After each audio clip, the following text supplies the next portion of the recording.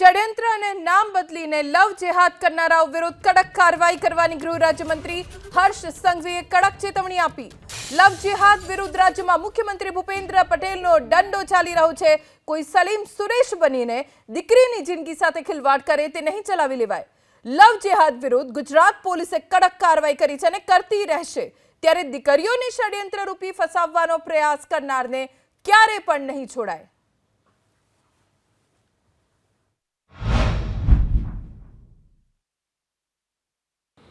ગુજરાતના ખૂણે ખૂણે ભૂપેન્દ્રભાઈ પટેલનો દંડો એ લવ જેહાદની સામે છે, મજબૂતાઈથી છે અને ગંભીરતાપૂર્વક ગુજરાત પોલીસ આ દિશામાં કામગીરી કરી રહી છે। મારા રાજ્યની ભોલી ભાલી દીકરીઓ અને એ દીકરીઓ જેના મનમાં પ્રેમ એ સૌથી પવિત્ર વ્યવહાર તરીકે ઓળખતી હોય એવી ભોલી ભાલી દીકરીઓને ષડયંત્ર રૂપી ફસાવવાનો પ્રયત્ન કરવામાં આવે એની સામે પોલીસ લાલ આંખ જ નહીં, આ મહિને કમસે કમ 7 એવા કિસ્સાઓ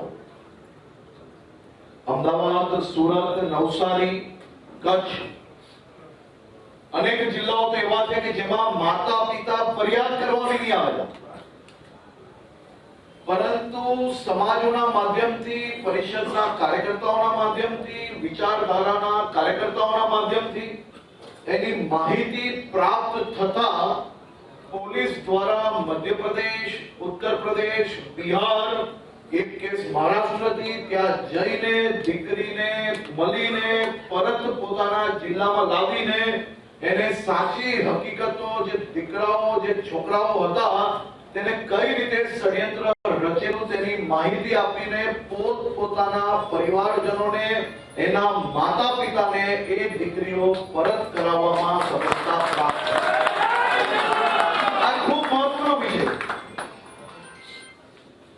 મારા રાજ્યની કોઈ ભોલી ભાલી દીકરી પર કોઈ સલીમ સુરેશ બનીને પ્રેમનો ખિલવાડ કરે તો એને છોડી દેવામાં નહીં આવે, એની ઉપર ગંભીરતા